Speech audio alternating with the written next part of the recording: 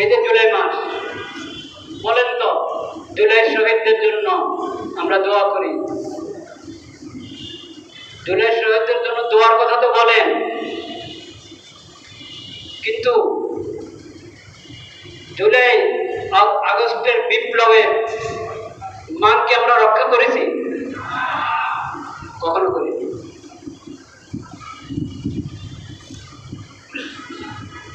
তাদের রক্তের মান যদি রক্ষা করতাম তাহলে আমরা ঢাকাতে জাতিসংঘের অফিস খুলতে দিতাম না।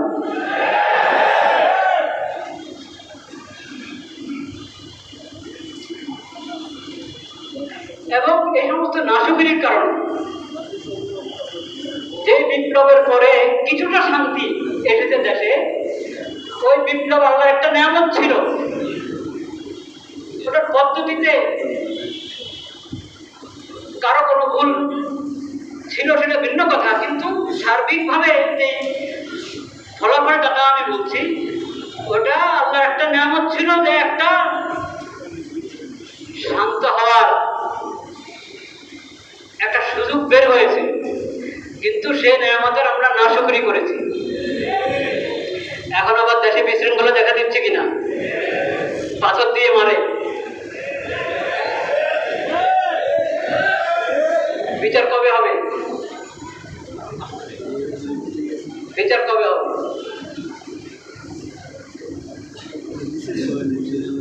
আবার আরেক এলাকায় কয়জন মানুষ জীবন হারালো। কেন বিশৃঙ্খলা? আল্লাহর নিয়ামতের নাশকরি করলে বিশৃঙ্খলা হয়। এখনো সময় আছে, যদি আমরা ৭১-এর রক্তের কথা বলতে চাই এবং ২৪-এর রক্তের কথা বলতে চাই, এখনো সুযোগ আছে। এই নিয়ামতগুলোকে সৎ ব্যবহার করি আমরা, এগুলোর অবমূল্যায়ন করা, অন্যায় ব্যবহার করা থেকে এবং লোক দেখানো ব্যবহার করা থেকে বিরত থাকি। এখনো সময়। এখন চলছে না সংস্কার? হ্যাঁ, একবারে সমন্বিত সর্বোচ্চ কমিশন গঠন করা হয়েছে, করছে। এরপরে কি আসবে, কি সংস্কার আসবে সেটা আল্লাহ জানেন। সংস্কার কিন্তু লেখা আছে যমুনার কবিতে, দেখেন না, লা ইলাহা ইল্লাল্লাহ মুহাম্মাদুর রাসূলুল্লাহ লেখা আছে কি? সব সংস্কারের গোড়ার কথা তো এটা, লা ইলাহা ইল্লাল্লাহ মুহাম্মাদুর রাসূলুল্লাহ। কোরআন আল্লাহ তাআলা বলে দিয়েছেন সূরা নিসার মধ্যে, আতিউল্লাহ, আল্লাহর আনুগত্য করো, ওয়া আতিউর রাসূল, আল্লাহর রাসূলের আনুগত্য করো, ওয়া উলিল আমরি মিনকুম, ওয়া উলিল আমরি মিনকুম, আল্লাহ আল্লাহর রাসূলের বিধান মোতাবেক তোমাদের দায়িত্বশীলদের আনুগত্য করো। ফাইন তানাযাতুম ফি শাইইন, কোন বিষয়ে তোমাদের মধ্যে দ্বন্দ্ব হয়ে গেল, তাহলে এটার ফাসলার জন্য পশ্চিমা সভ্যতার কাছে যায় না, পশ্চিমা সংস্কৃতির কাছে যায় না, পশ্চিমা শিক্ষার কাছে যায় না। ওটা বলেন না আল্লাহ তাআলা ওখানে যাও। আল্লাহ বলেছেন কি? ফাইন তানাযাতুম ফি শাইইন ফারুদ্দুহু ইলাল্লাহি ওয়া রাসূলিহি। কোন বিষয় সংশয়, এটা করা উচিত কি করা উচিত না, এখানে কার দাবি ঠিক, কার কথা ঠিক, কিভাবে এটাকে সমাধান করতে হবে, তখন আল্লাহর কাছে যাও, আল্লাহর রাসূলের কাছে যাও, কোরআনের কাছে যাও, হাদিসের কাছে যাও। যদি সংস্কারের প্রথম কথা এটা হয়, লা ইলাহা ইল্লাল্লাহ মুহাম্মাদুর রাসূলুল্লাহ, যদি প্রথম কথা এটা হয় যে যত দফা, যত কিছু, যত দাবি, যত অনুচ্ছেদ আছে সংবিধানে, সব কিছুর গোড়ার কথা হলো আতিউল্লাহ ওয়া আতিউর রাসূল, আতিউল্লাহ ওয়া আতিউর রাসূল। যেখানে আল্লাহ আল্লাহর রাসূল বলে দিয়েছেন সেখানে আমাদের কোনো কথা থাকতে পারে না। এই হিম্মত থাকতে হবে, এই সৎসাহস থাকতে হবে। নির্বাচিত সরকার হোক আর বর্তমান যেরকম সরকার ওরকম সরকার হোক, সবার এই ঈমান থাকতে হবে, এই সৎসাহস থাকতে হবে। আতিউল্লাহ ওয়া আতিউর রাসূল।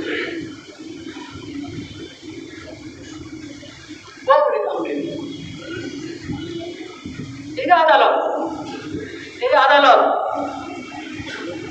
1947 খাটাইছেন, ইংরেজদেরকে।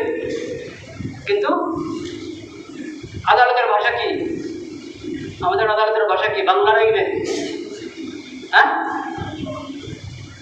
কেন? তাহলে 21শে ফেব্রুয়ারি কোথায় গেল? ইংরেজি কেন?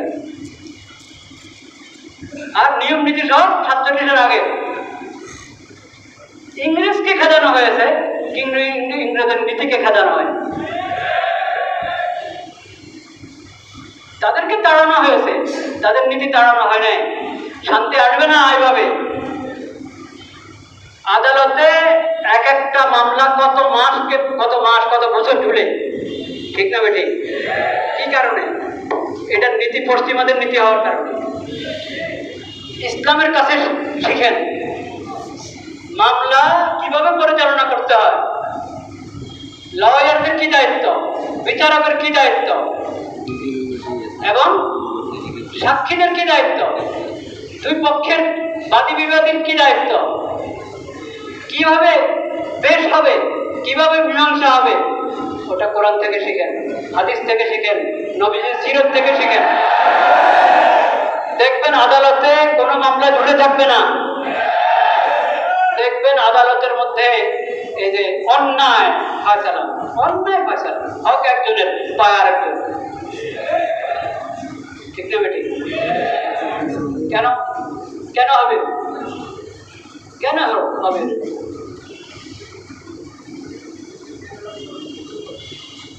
যে সংস্কার যদি করতে চান আপনি আদালতকে ঠিক করেন।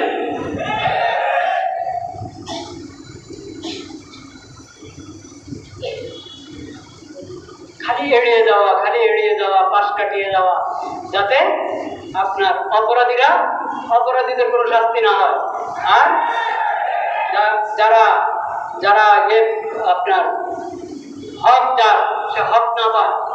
কত তামাশা এটার জন্য, কত পায়টা।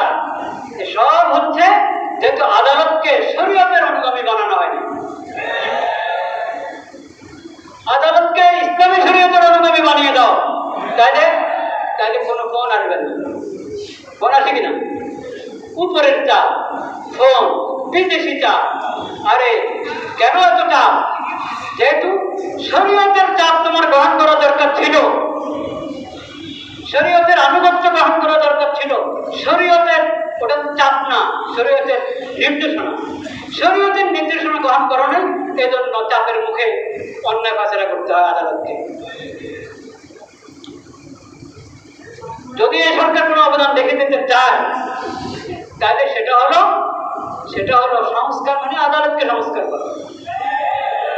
এবং সংবিধানের প্রথম কথা লা ইলাহা ইল্লাল্লাহ মুহাম্মাদুর রাসূলুল্লাহ, এটা তো আছে সংবিধানের মধ্যে। তো দেশের হলো প্রজাতন্ত্রের তোমার কি ধর্ম হলো কি? রাষ্ট্রধর্ম হলো ইসলাম। তো রাষ্ট্রধর্ম যদি ইসলাম হয়, তো আতিউল্লাহ আতিউর রাসূল এটা আসবে না? এটা সবাইকে মনে রাখতে হবে, সবাই।